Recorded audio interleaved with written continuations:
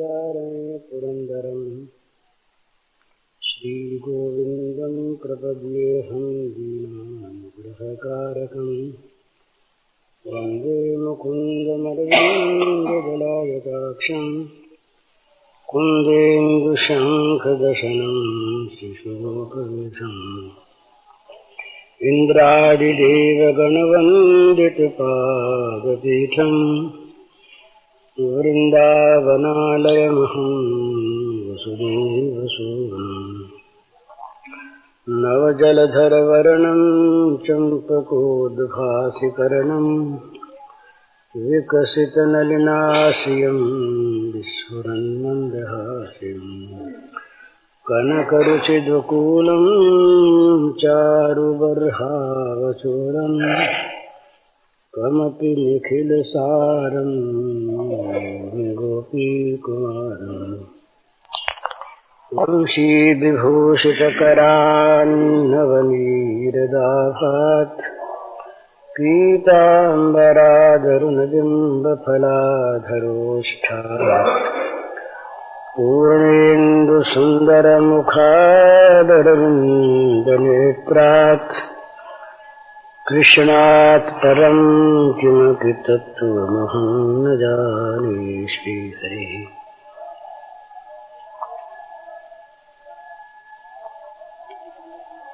श्रूयतां धर्म सर्वस्वं श्रुत्वा चैवावधार्यताम् आत्मनः प्रतिकूलानि परेषां न समाचरेत्। एक सज्जन ने व्यवहार के संबंध में कुछ कहने को कहा, तो ये एक श्लोक सारे व्यवहार को सुधारने के लिए पर्याप्त है।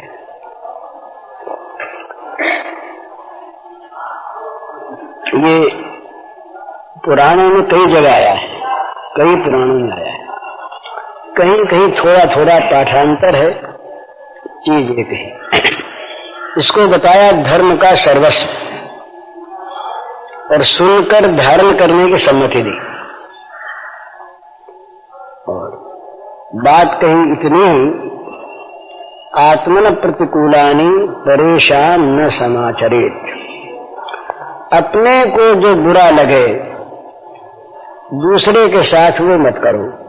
बस दूसरे के साथ बर्ताव करते समय वहां अपने को ले जाओ पहले। दूसरा हमें गाली दे, कटु बोले, हमारा अहित करे, हमारे साथ असत व्यवहार करे, हमारा अपमान करे, हमारे घर वालों को गाली दे, हमारे देश को गाली दे, मैंने किसी प्रकार से भी हमारा जी दुखावे, मन से, वाणी से, शरीर से, और किसी प्रकार से भी हमारा अहित करे मन से, वाणी से, शरीर से, वो हमारे प्रतिकूल है। तो सारे काम हमारे प्रतिकूल है। तो जो जो अपने मन के प्रतिकूल है दूसरे के साथ वो मत करो, और जो अनुकूल है सो करो। अपने को मान अच्छा लगता है, बड़ाई अच्छी लगती है, हित अच्छा लगता है, सत्य बर्ताव अच्छा लगता है, हमारा सम्मान करे अच्छा लगता है, हमारी सेवा करे अच्छा लगता है, हमको दे मांगे नहीं हमको बड़ा अच्छा लगता है। तो इसी प्रकार से जो अपने को अच्छा लगे वो दूसरे के साथ करे, और जो अपने को बुरा लगे वो दूसरे के साथ न करे। ये व्यवहार शास्त्र का एक नियम, इसमें सारी चीजें अपने आप आ जाती। ये तो व्यवहार का नियम है। व्यवहार के नियम में 2-3 बात की बड़ी ध्यान रखने की आवश्यकता है। किसी की भी उसके परोक्ष में भी कभी भी चुगली न करे, कटु आलोचना न करे। दीवाल भी सुनती है, भगवान सुनते हैं और आत्मा सुनती है। एक विचार जगत है, भला ये समझने का विषय बहुत ध्यान से।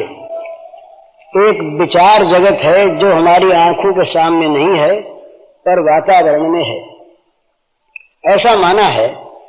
और इसका प्रयोग करके कोई देख सकते हैं किसी अपने विरोधी को अपने अनुकूल बनाना हो तो विचार के क्षेत्र की बात कहता हूं मैं, रोज उसके प्रति सद्भावना भेजो। मन ही मन उसके भले का, उसके प्रति सद्भाव का, उसके हित का, उसके सुख का, उसकी सेवा का विचार करो और मन ही मन उसको प्रेरित करो कि हम तुम्हारे लिए ऐसा चाहते हैं मन से।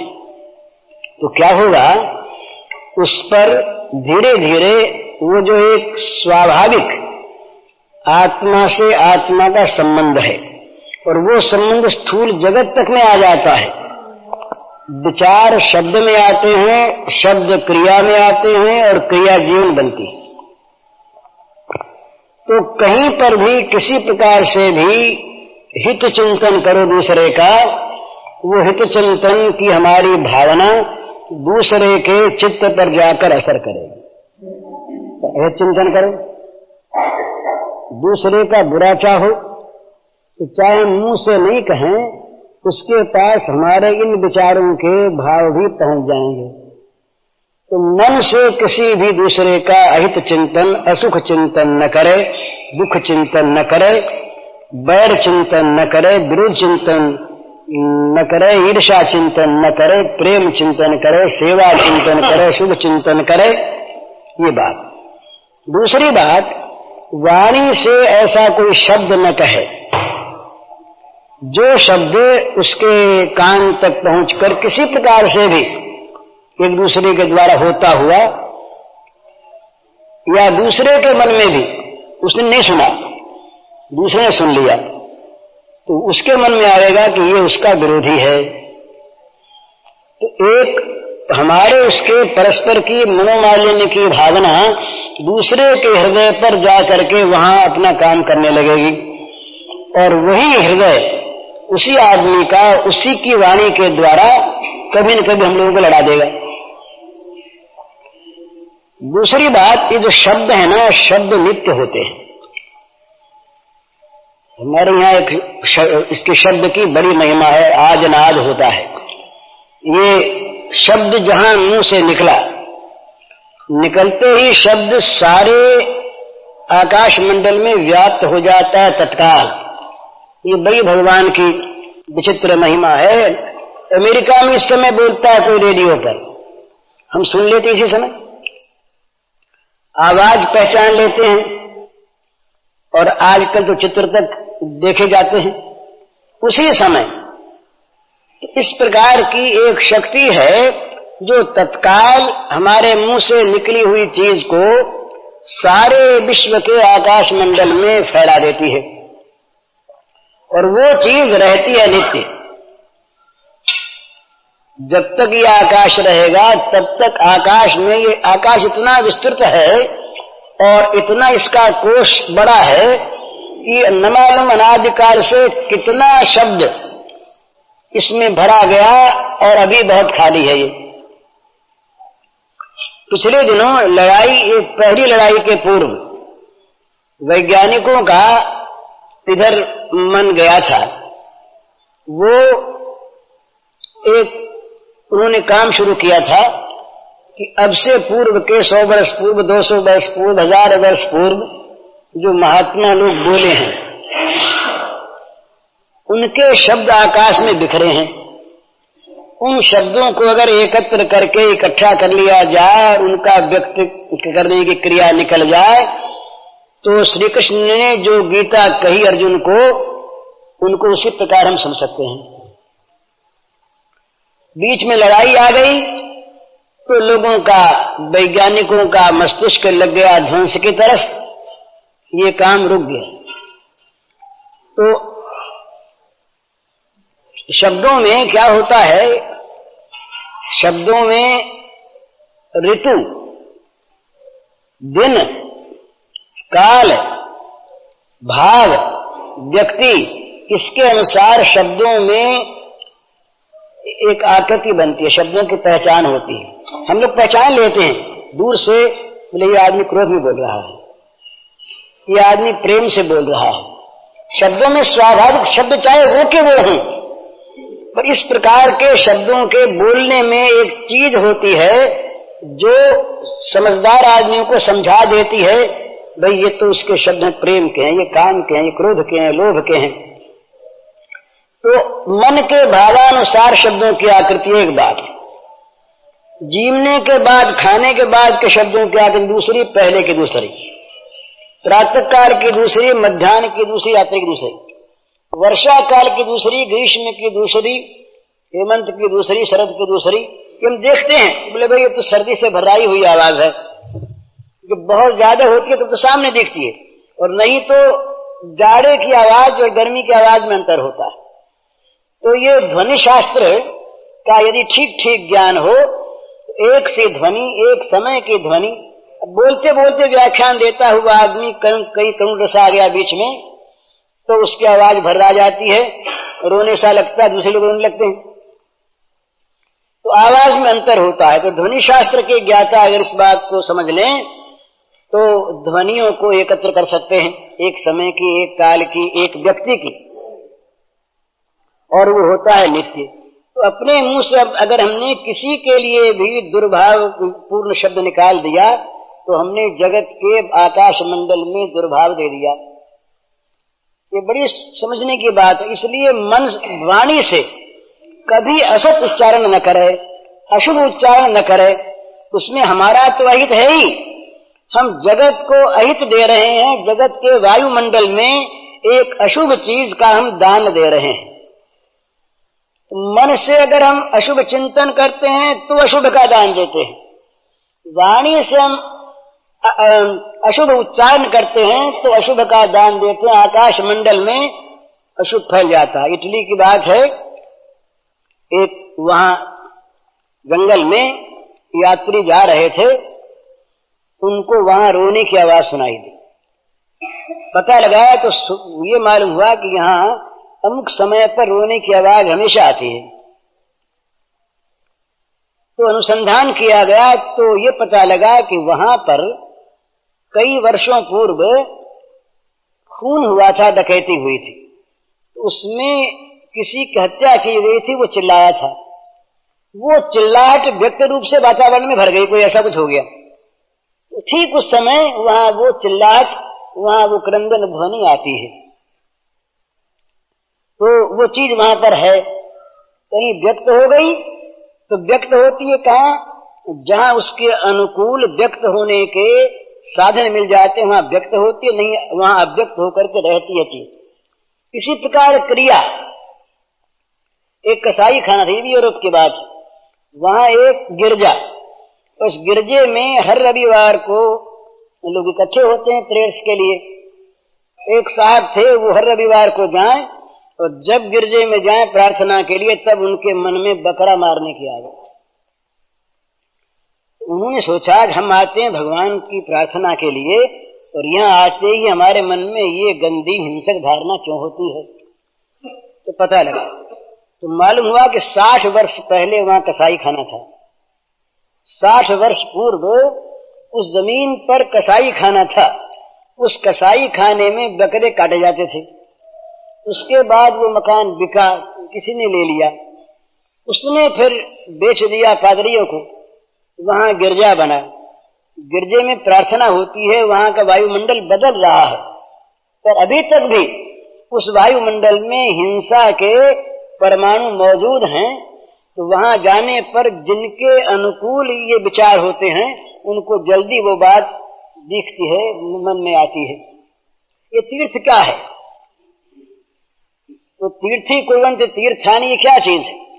महात्मा लोग जिन स्थानों पर रहे, जहां देवाराधन हुआ, भगवदाराधन हुआ, भगवत चर्चा हुई, संतों के ज्ञान सत्र हुए, वहां वहां पर वायुमंडल में, जल में, आकाश में, धूल कण में, सब जगह वृक्षों में, पेड़ों में एक महान सात्विकता भर गई।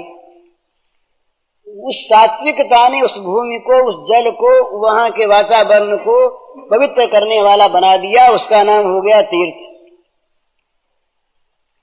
उस दिनों के बाद ये तीर्थ नहीं रहेंगे। क्यों नहीं रहेंगे? कि वो जो वातावरण पहले का है बना हुआ, वो यदि दबता गया, उसके दूसरे दूसरे विरोधी परमाणुओं के पदार्थ भरते गए वहां पर, वो चीज दब जाएगी। फिर तीर्थ में जाते ही उसका नाम चाहे तीर्थ हो, बुरी बात गंदी बात याद आवेगी, बोले तीर्थ में ये काम आसानी से होता है। ऐसा आज भी होने लगा है।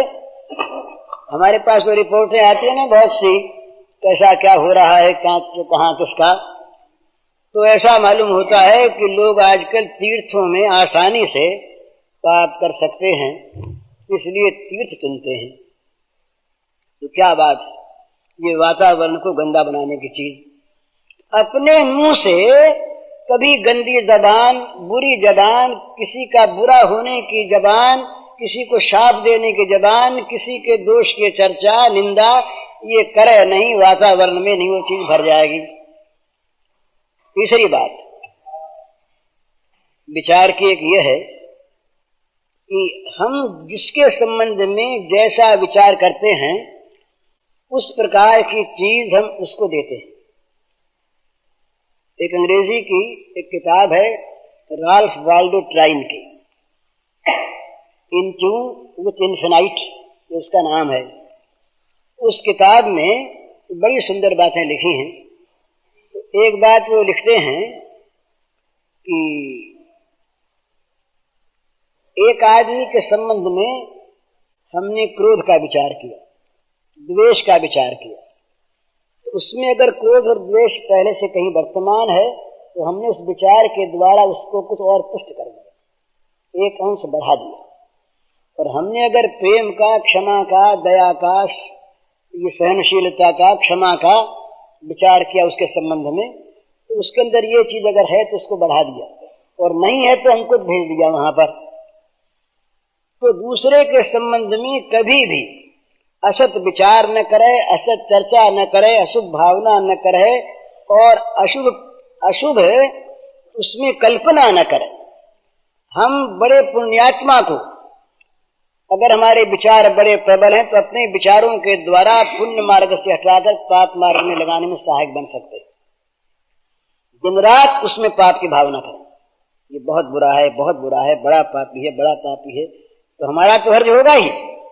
हम तो एक बहुत बड़ा अपराध कर ही रहे हैं, पर हम उसको भी अपनी अशुभ भावना दे रहे हैं। अशुभ भावना किसी को न दें, शुभ भावना दें। अगर ये हम देख सकें तो सर्वोत्तम कि सब भगवान के रूप। कोई भी नरक के कीट में भी भगवान है, पापी में भी भगवान है, पुण्यात्मा में भी भगवान है। तो क्या होगा, हमारे लिए तो भगवान वो हो जाएंगे, क्योंकि हैं, हमें तो भगवत दर्शन होंगे उसमें, और उसको हम भगवत्ता के प्रकाश का दान देंगे।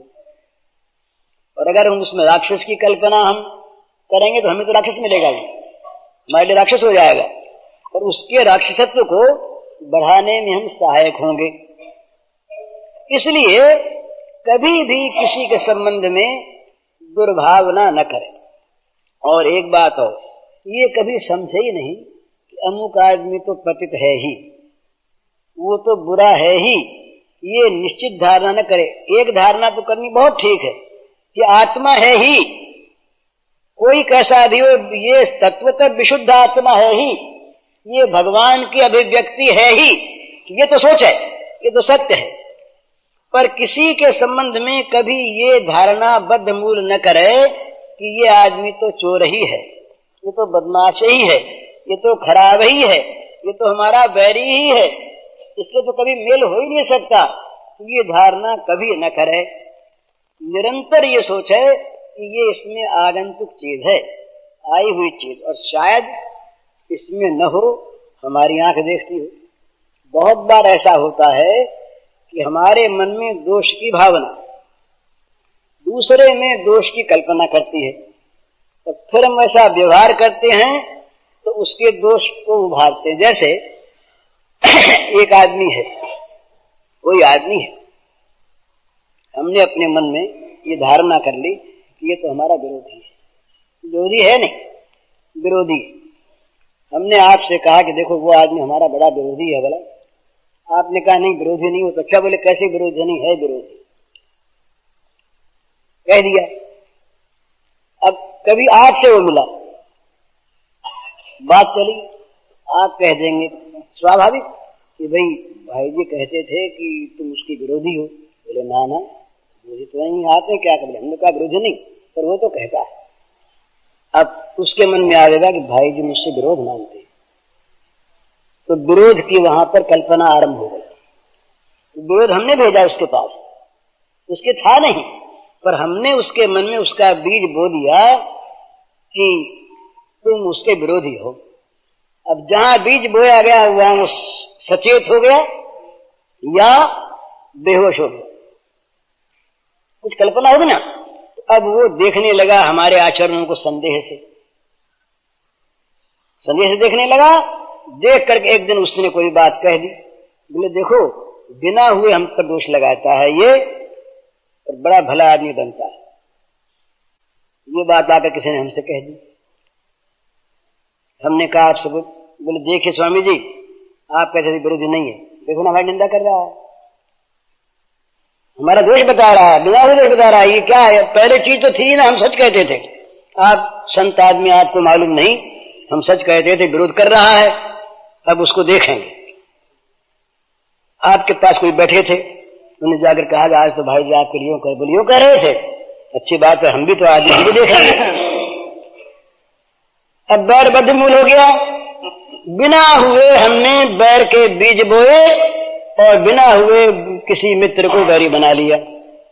ये व्यवहार शास्त्र की बातें हैं। तो किसी को मित्र बनाना हो तो उसमें कहीं दोष भी दिखे, उसको तो पी जाए और गुण को प्रकट करे। गुण प्रकट ही अगर गुण ही दुरावा, ये चीज।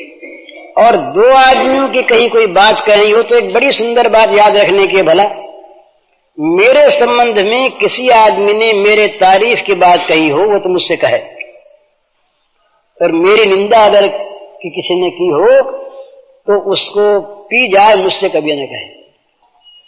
क्योंकि वो अगर कही जाएगी तो मेरे द्वेष की आग में आहुति देने वाली चीज होगी, या द्वेष नहीं है तो द्वेष का उत्पन्न करने का बीज हो जाएगा।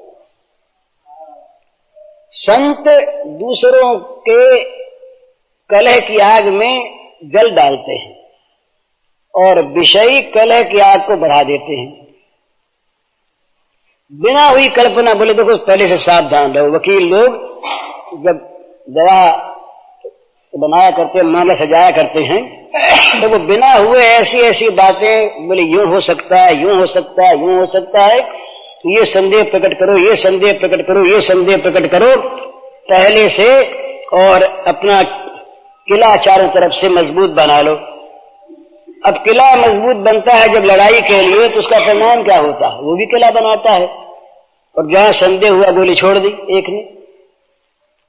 मेरठ की बात, पुरानी बात है। एक लड़के के पास खोटी चवन्नी थी, चवन्नी खोटी थी, तो वो चाहता था कि किसी तरह चल जाए। तो एक हलवाई की दुकान पर गया, वहां भीड़ लगी हुई थी, तो चार ने मिठाई मांगी, दे दी उसने, चवन्नी दी। हलवाई जो है वो बेचारा उस समय व्यस्त था, बहुत भीड़ थी, तो उसने अपने गोलक में डाल दी। लड़के को बड़ी प्रसन्नता हुई कि बहुत दिनों से हमारे मन में इस चवन्नी को चलाने की बात थी, चल गई। तो हर्ष के मारे उन्मत्त सा हो गया बच्चा, बोले चल गई चल गई चल गई, कहता हुआ दौड़ा, चल गई। कोई पूछे क्या वो चल गई? उस समय था क्या, मेरठ में हिंदू मुसलमानों में कुछ आपस में तनाव था। अपनी अपनी आंख से लोग शब्द का भी अर्थ करते हैं।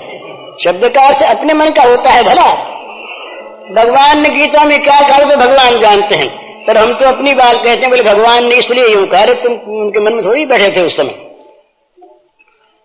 पर इसमें दोष की बात नहीं। तो जिनके तनाव था उन लोगों ने समझा लाठी चल गई, चल गई चल गई, लाठी चल गई। अब लाठी उसके साथ जुड़ गई, दूसरे आदमी कहला लाठी चल गई। अपने अपने मोहल्ले में लाठी मिलेंगे, लोग इकट्ठे हो गए, दंगा हो गया। दंगा हो गया, कई खून हो गए, मर गए आदमी। अब बताइए क्या चीज थी? मूर्खता उसकी हुई, चल गई। तो बोलने आदमी को समझ के बोलना चाहिए, कहीं झूठे चल न जाए, और चल जाती ऐसे ही। एक मान लीजिए संस्था है, उस संस्था में 10 आदमी काम करते हैं, 10 संस्था का ईमानदारी से हित चाहते हैं, कोई संदेह नहीं, पर उनके आपस में चल जाती है ऐसे, बिना हुई बात चल जाती, बोले उसने यूं कहा और यूं कहा कि हम पर संदेह किया। उसने आगे कहा, बोले वो तो कहते थे कि आप उसमें संदेह करते हैं। बोले ऐसी बात, तब तो संदेह करना चाहिए। अब संदेह हमने शुरू करवा दिया। अब आपस में जहां प्रेम था, जहां सलाह होती थी, वहां एक दूसरे को परास्त करने की सलाह दूसरों से होने लगी। अलग हो गए थे ना, फासला हो गया बीच में। तो क्या करे? 3 बात ख्याल करो। एक तो अपना कभी अपमान न समझकर दूसरा कोई भूल मानता हो, उससे बिना किसी शर्त के क्षमा मांग ले, कुछ नहीं घटता। आपने आग में पानी डालते, कुछ नहीं बिगड़ता। ये एक बड़ी भारी ऐश रहती है, बोले बात तो ठीक समझ में भी आ गई, भूल है, पर अपनी नीचे कैसे करावें? ऊंची बात रख के समझौता हो जाए तो समझौता चाहते, पर हमारे मूंछ कहीं नीचे हो जाता है तो आदमी भूल समझ के भी भूल स्वीकार करने में कमजोरी से हिचकता है। पर होना तो ये चाहिए कि चाहे हमारी भूल न दिखे, पर दूसरा यदि भूल मानता है तो हमें स्वीकार कर लेना चाहिए, उसके सामने क्षमा मांग लेनी चाहिए। एक बात। दूसरी बात ये मन में रख लेना चाहिए कि हमें उसके आइंदे किसी प्रकार की दोष की चर्चा, दोष की भावना नहीं करनी है, करनी नहीं है। तीसरी बात, उसके जो गुण है वास्तविक, गुण सब में होते हैं भला, कोई भी ऐसा प्राणी नहीं है जो सर्वथा रजोगुणी तमोगुणी हो, कुछ न कुछ उसमें सत्व है और जगत का उपकार होता है। एक डॉक्टर ने लिखा कि अगर संसार में सांप न होते तो विषैली गैस इतनी भर जाती जगत में कि प्राणी मर जाते। सांप विषैली गैस पिया करते हैं, तो सांप भी, सांपों की सृष्टि है, ये भी सृष्टि के उपकार के लिए। हमें पता नहीं कि भगवान उसका क्या उपयोग क्यों करते हैं, भगवान ने क्यों बनाया उन्हें, ये भगवान जानते हैं। तो किसी में गुण नहीं है ऐसा न समझे, और गुण देखे।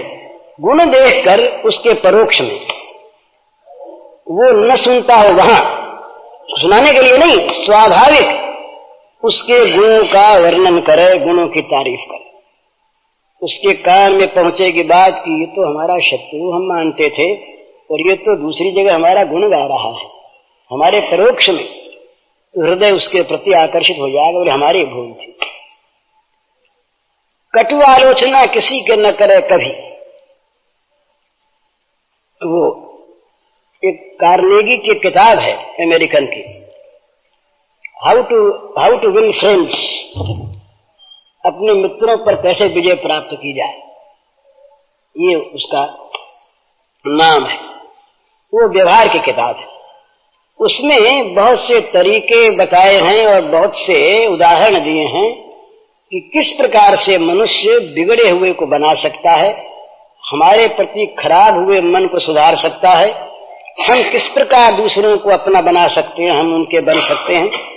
मामूली बात है, जरा सा ख्याल रखे अपने बर्ताव में और दूसरे को तत्काल दोषी न मान ले और दोष की उसकी घोषणा न कर दे, गुण देखे गुण की घोषणा करे। और भूल हो जाए कोई से तो महाराज भूल किससे होती है? क्या हम कह सकते हैं कि हम सर्वथा निर्दोष हैं? क्या हम कह सकते हैं कि हमको कभी गुस्सा नहीं आता? क्या हमारे मन में कभी किससे द्वेष नहीं होता? क्या लोभ नहीं आता? आज के जगत में तो ऐसा कौन है, बहुत कम लोग होंगे जो लोभ बस अन्यायी का पाप नहीं करते। तो दूसरा करता है तो उसको अपने साथ मिलान करो कि हम उसके मुकाबले में कितने अच्छे हैं। अच्छे होने पर भी उसको अच्छाई अगर देनी है तो उसकी बुराई का बखान करके नहीं दे सकते, अपनी अच्छाई का उसके प्रति उपयोग करके दे सकते हैं। दूसरे को अच्छा बनाना हो और अपने अच्छे हैं तो अपनी अच्छाई दे करके उसकी बुराई को मेट दो। ये तरीका अच्छा बनाने का है। अपनी बुराई से हम उसकी बुराई मेटना चाहेंगे तो बुराई मिलकर बुराई का बल बढ़ जाएगा, बुराई की मात्रा बढ़ जाएगी।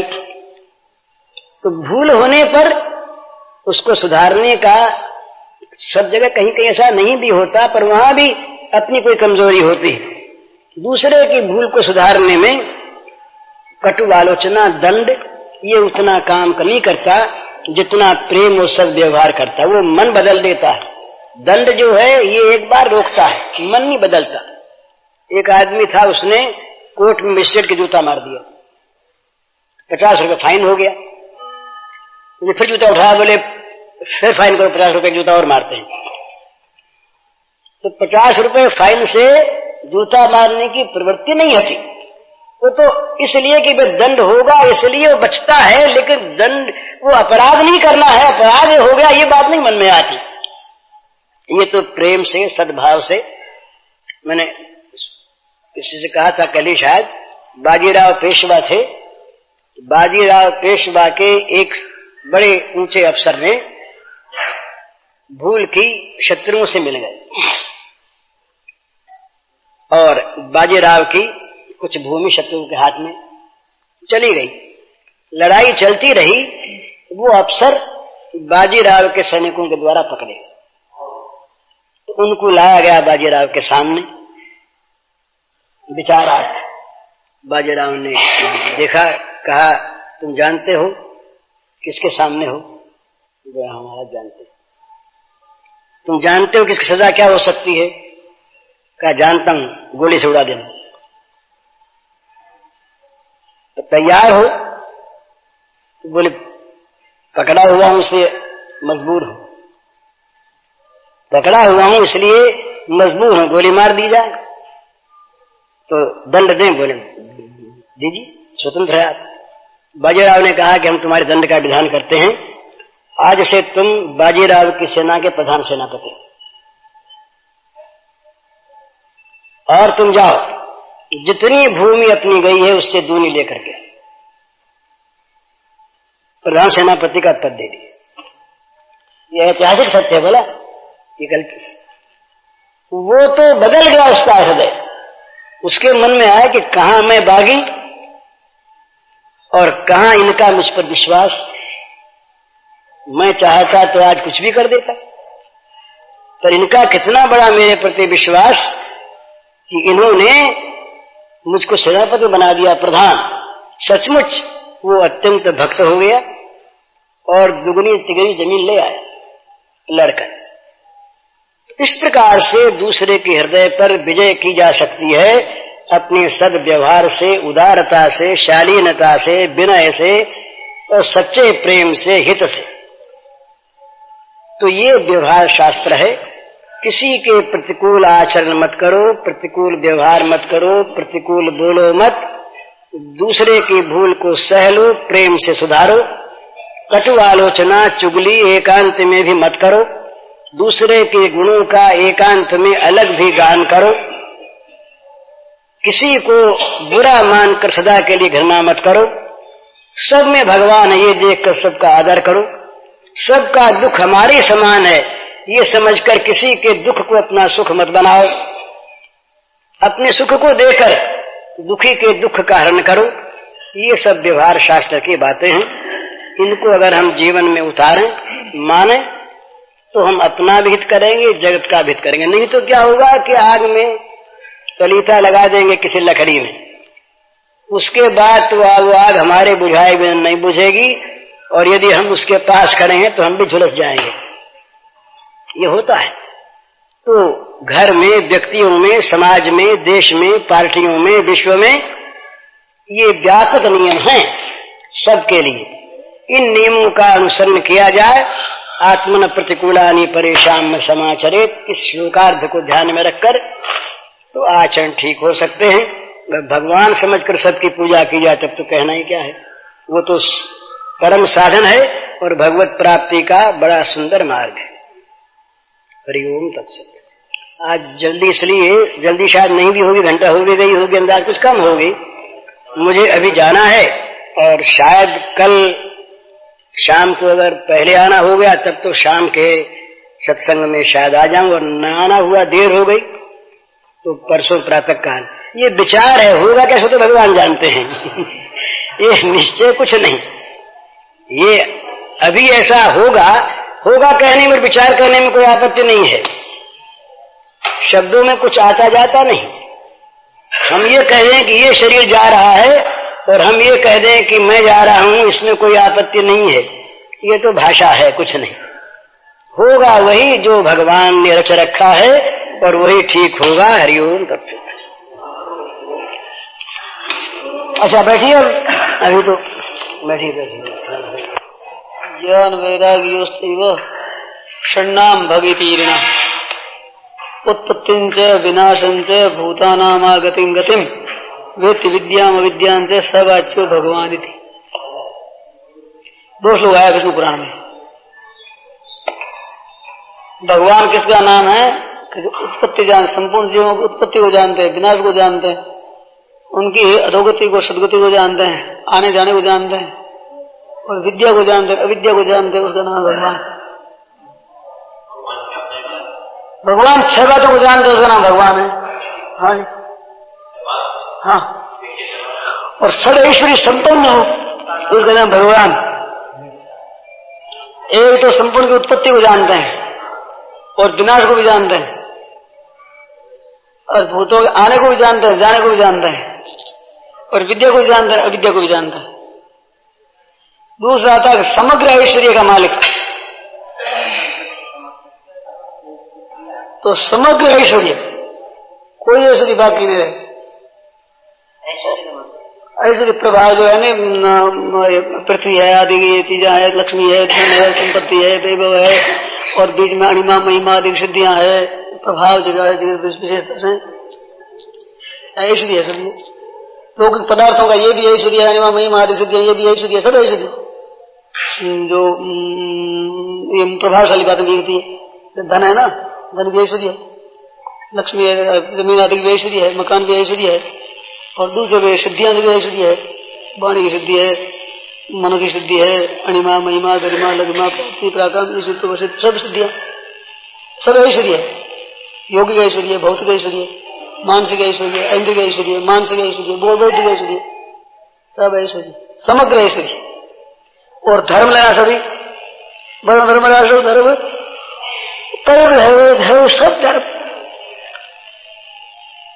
और यश लगा, जितनी प्रतिष्ठा, कीर्ति, यश, मान, सत्कार, आदर, प्रशंसा, यश समग्र समग्र पूरा यश। और जितनी लक्ष्मी है, लक्ष्मी शोभा, शोभा जितनी है, जितनी सुंदरता है, जितना जो आकर्षण है शब्द स्पर्श रूप रस गंध का,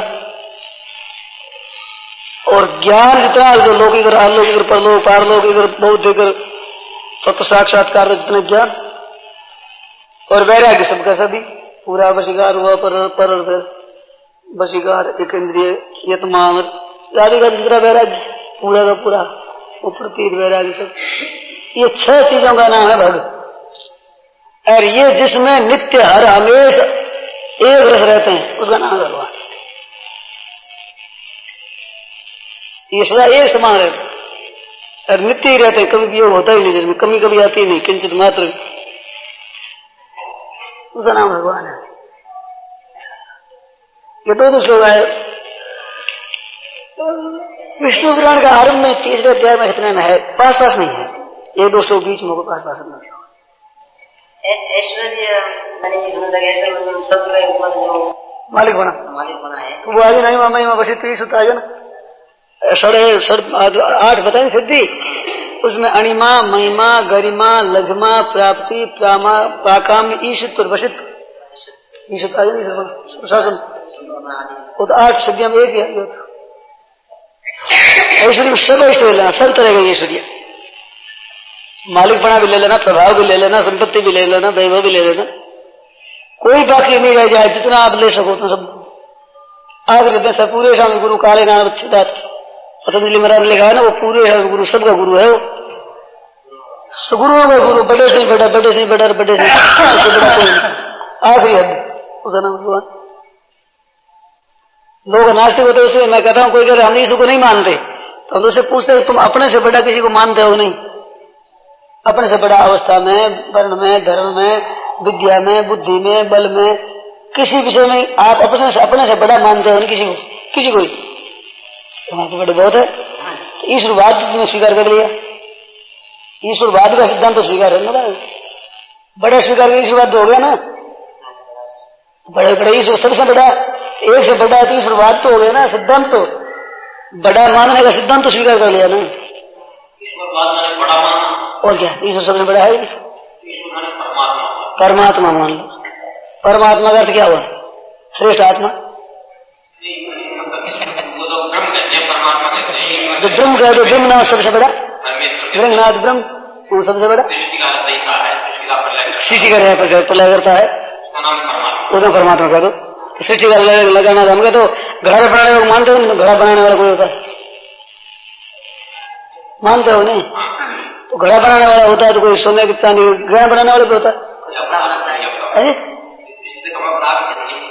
अपना घड़ा तो बनता ही नहीं, वो कैसे बन गया? मकान तो बनता ही नहीं। तो बनाने वाले तुमने सृष्टि करता तो मान लिया, तुम्हारे परहेज तो उस ईश्वर से है जिससे मुक्ति हो जाए। ईश्वरवाद तो मान लिया, वो परहेज उससे है तो जिससे मुक्ति हो जाए उस ईश्वर को नहीं मानेंगे। ईश्वरवाद तो तुम मान लिए नहीं आए घर में।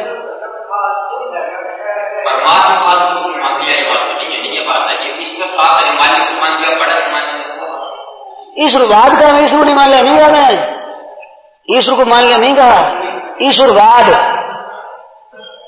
ईश्वरवाद है ना, ये सब है ना, अध्यात्मवाद है, अद्वैतवाद है, द्वैतवाद है ना। वाद का मतलब वो सिद्धांत, बड़ा मानने का सिद्धांत। तो बड़ा मानने का सिद्धांत तो मानते हो नहीं? मानते हो ना? ईश्वरवाद को तो मान लिया, ईश्वर को नहीं माना, ईश्वर को नहीं माना, ईश्वरवाद को तो मान लिया। तो फिर मान लिया तो नहीं, तो फिर ईश्वर नहीं मानते, तो उसी ईश्वर को नहीं मानते जिससे मुक्ति हो जाए।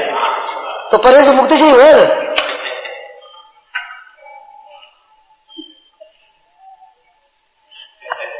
ये हम लोग लड़ाई क्या करते, ऐसा हम लोग लड़ाई क्या करते।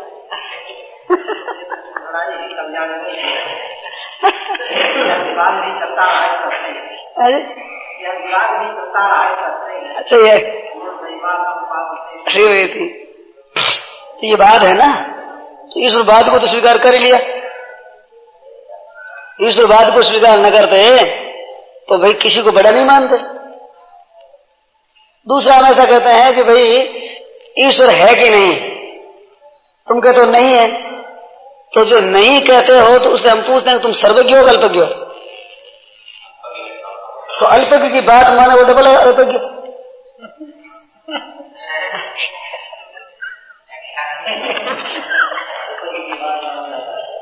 अल्पज्ञ की बात का आदर करोगे महान मूर्ख होगा ना, तो तुम्हारी बात मान्य तो नहीं है, अल्पज्ञ तुम। अरे ईश्वर को मानने वाला तो अल्पज्ञ है, पर ईश्वर को मानने वाला तो मानता है ना ईश्वर को, वो तो कहता नहीं मैंने ईश्वर देखा है। तो मानने की तो गुंजाइश है, अनजान आदमी को तो बात तो मान सकता है, मैं नहीं मानने को जानकारी चाहिए कि नहीं। मैं कहता हूं इस मकान में या इस कपड़े में सुई हो सकती है, मैं सुई नहीं है कहने में तो जोर आएगा ना, क्या देखा था ना सबको ठीक है, नहीं कहने वाला जो सर्वज्ञ होना चाहिए है, ऐसा मानना तो अल्पज्ञ हो ही, हम तो अल्पज्ञ हो रही ईश्वर हो सकता है। नहीं कहने वाले बहुत जोर रहता है, अल्पज्ञ सर्वज्ञ के बिना, सर्वज्ञ के बिना कैसे कह सकता है कि नहीं है? हाँ बहुत जरूरत पड़ेगी, साफ नहीं कह दे रहा बिना तुमको बाणी है वो जबान से ठीक निकालता है कि नहीं, अकल का टक्का हो जाएगा लोगों का। अगर अभी तो ईश्वर नहीं है, अगर मैं जानता हूं ही नहीं, अब जानते नहीं नहीं करने से कैसे किया? ठीक समाज बोल नहीं करने से किया तो पता है। हाँ, एक क्षत्रिय महाविद्यालय में गया तो वहां एक लड़के का ईश्वर नहीं है, मैंने कहा तू जानता है? सब जानते हैं, सब जानते, बता तेरे बाल कितने शीश पर? बता कितने? फिर ये तो आप भी नहीं बता सकते। मैंने कहा मैंने तो सर्वे की क्या ठेका नहीं लिया भैया, मेरे लागू तब पड़ेगा, मैं सब जानता हूँ ऐसा कर दूँ तब। ये तुमने कहा, मैंने तो कहा नहीं। जाने तो वो बच्चा कौन करे। मैंने कहा ऊपर छात पर बैठे तो सीढ़ियाँ कितनी बता, रोजाना पड़ता रहता है, कितनी दफा उतरता चढ़ता, बता कितनी सीढ़ी। और बस ये नहीं कहा तू नहीं बता सकता, सुधरा। तो भैया जिन सीढ़ियों पर रोजाना उतरते चढ़ते हो, जब तक उनकी गणना नहीं कर नहीं बता सकते, इसलिए कितनी कोशिश की तुमने? कह दिया नहीं है, चुप हो गए। खलीलाबाद कॉलेज में वहां पर गए तो एक लड़के ने पूछा, कई प्रश्न पूछा, ईश्वर का पूछा कि ईश्वर कहाँ है? वो कहाँ, यहाँ वहां नहीं, जहां है।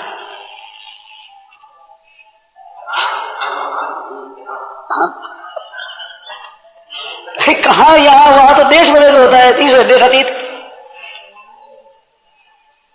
कहाँ वहां यहाँ जहां था तो उसके भीतर है। अब वो कहाँ रहेगा, वो कहाँ रहेगा, तो उसे कहाँ बड़ी होगी। ईश्वर कहाँ होगा, वो ईश्वर होगा।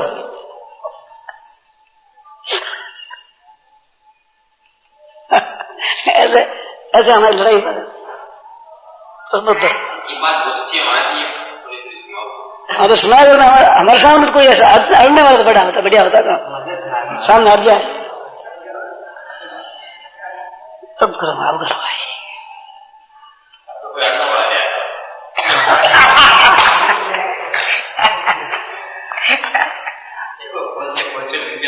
शुरू में आचार्य दिलाए थे, एक था प्रोफेसर कॉलेज का, तो आचार्य जी बोले कि आत्मा को नहीं मानता, कि आत्मा नित्य इसको नहीं मानता, बहुत क्षणिक विज्ञान मानते हैं, उसी को मानते हैं, आत्मा जो नित्य है इसको ये नहीं मानते।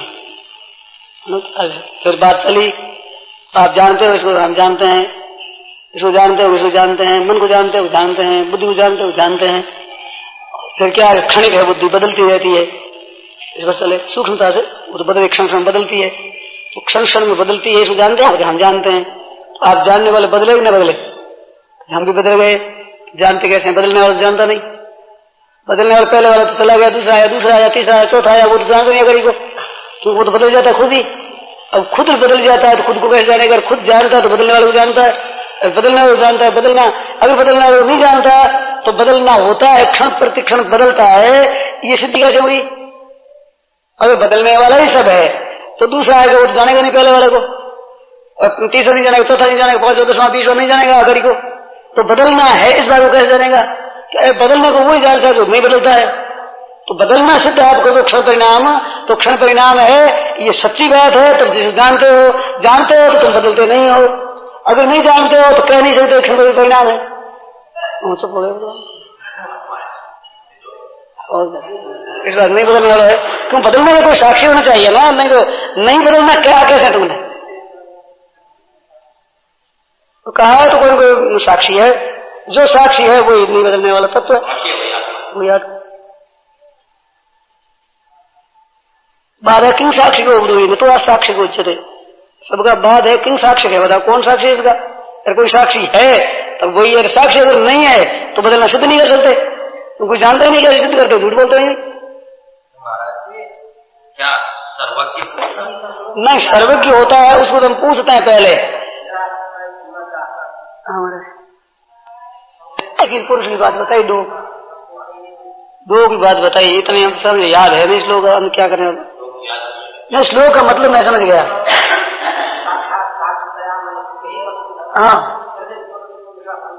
हाँ, इसका वर्णन हुआ, वो कोई बात नहीं, श्लोक हम याद नहीं है, श्लोक याद नहीं है, ऐसी बुद्धि नहीं है सुनते याद कर लो। वो तो मैं समझ गया, पहले दो पदा में आधे श्लोक में वर्णन आया है प्रकृति का, ऐसी प्रकृति है, इस प्रकृति का जो नियामक है उसका पुरुष का वर्णन आया, अगर वो परमात्मा है तो प्रकृति पुरुष का दो का वर्णन आया, इतना तो समझ गया, इतना ही वर्णन है। हाँ, आप क्या कहते थे? क्या सर्वज्ञ पुरुष परमात्मा के अस्तित्व में यकीन नहीं आता? यकीन करने क्या जरूरत है? सर्वज्ञ होता है, यकीन करना तो अल्पज्ञ का काम होता है, सर्वज्ञ का काम नहीं होता। परमात्मा को मानता है मैं परमात्मा माने न माने, यकीन करना ही काम अल्पज्ञ का होता है। यकीन नाम तो विश्वास का है। एक कहता है परमात्मा है, एक कहता परमात्मा नहीं है। हाँ जी, सर्वज्ञ क्या कहता है? सर्वज्ञ क्या करे, सर्वज्ञता करे और क्या करे? मैंने पूछा, उसका तात्पर्य बता दूं आपको। वो कहता है ईश्वर नहीं है, तो मैं कहता तुम सर्वज्ञ हो अल्पज्ञ? सर्वज्ञ नहीं हो तो ईश्वर नहीं है कैसे सिद्ध किया? तुम पूरा जानते तो हो नहीं और कहते तो ईश्वर नहीं है। ईश्वर नहीं है वही कह सकता पूरा जानकार, पूरा जानकार कह सकता है ईश्वर नहीं है, तो नहीं पूरा नहीं जानता वही कह सकता है। जानकार कैसे कह देगा कि नहीं है? जानकार को नहीं मिलता क्या, तो क्यों नहीं कहेगा? हम जानकारी से अगर मकान देख ले तो देख कर दिया नहीं है कह सकते हैं कि क्या पता है? हमने देखा है गोविंद गीता भवन में हॉल में देखा, हमने हॉल में नहीं है गोविंद। परमात्मा है या नहीं है, हाँ जी, इस बात को सर्वज्ञ पुरुष किस तरह से ज्ञान करता है? ऐसा हमें पता नहीं। मैंने विषय का वो आपने पकड़ा नहीं, जो विषय मैं कहता हूं उसका स्पर्श आपने किया नहीं, तो मैं आपके प्रश्न का क्या उत्तर दूं? सर्वज्ञ होता है वो सब बातों को जानता है, तो सब बातों में ईश्वर दिया जाएगा। आपका भाव क्या है पता नहीं। मैंने 2-3 बार बात कर दी, उसको आपने पकड़ा नहीं है, इस बात से आपका भाव मैं नहीं समझा।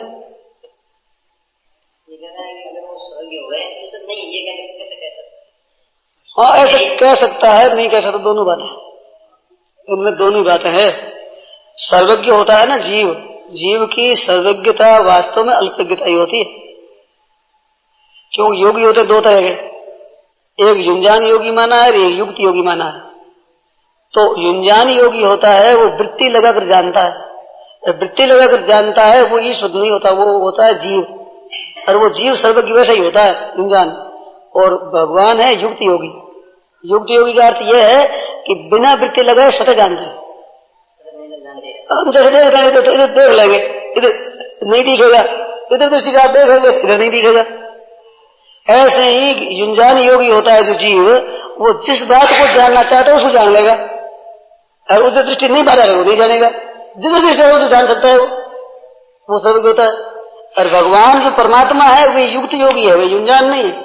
युक्त योगी का अर्थ क्या है? जो स्वतः जानते, स्वाभाविक, वृत्ति करने की जरूरत नहीं। अमुक चीज की वृत्ति करे तब उसको जाने, वो ध्यान दे तो वो बात जानने में आवे, ऐसी जरूरत नहीं है। और स्वतः स्वाभाविक स्वरूप है उसको, बस स्वतः जानते, स्वतः ही स्वाभाविक। ईश्वर सर्वज्ञ ऐसा होता है, जीव ऐसा सर्वज्ञ होता है, दोनों में सर्वज्ञता फर्क है ना। तो जीव सर्वज्ञ होकर के वो कहता है ईश्वर नहीं है, तो ये कहना बनता नहीं पूरा। वो अपने ज्ञान का परिचय देता है, अपनी जानकारी का परिचय देता है, पूरा नहीं जानता। पूरे जानते ईश्वर नहीं कैसे कहेगा? एक है तो हम ईश्वर को नहीं मानते, ईश्वर नहीं ऐसा कहता है, तो उससे दूसरी बात हम पूछ सकते हैं कि जो निषेध करना है ये किसी वस्तु का होता है कि बिना वस्तु निषेध होता है? ईश्वर नहीं कहने में ईश्वर की सिद्धि होती है, क्योंकि ईश्वर अगर न होता तो ईश्वर निषेध क्यों करता? किसने कहा आकाश में फूल नहीं है? किसी का बांस की बेटा नहीं है? हम बांस की बेटे को नहीं मानते। कोई कहता है सूर्य सिंह नहीं है, कुछ सूर्य सिंह की चर्चा चलती है। जो चीज नहीं होती उसकी चर्चा नहीं चलती, और जिसकी चर्चा चलती है तो वस्तु है। ये सिद्ध होता तुम्हारे कहने से। तुम ईश्वर का खंडन करते हो, इससे सिद्ध होता है, ईश्वर की सिद्ध होती है। अगर तुम्हारी बुद्धि नहीं है, नहीं है, हाँ, विवाद नहीं है, तो विवाद कैसे होता है? जहर नहीं कैसे बात चलती? तो अब आप पढ़ाई बनाए, अब देरी होगी आप तो आगे बीच में। पूज्य श्री भाई जी के इस प्रवचन का शीर्षक है व्यवहार की बातें, और इसका कैसेट संख्या है 18।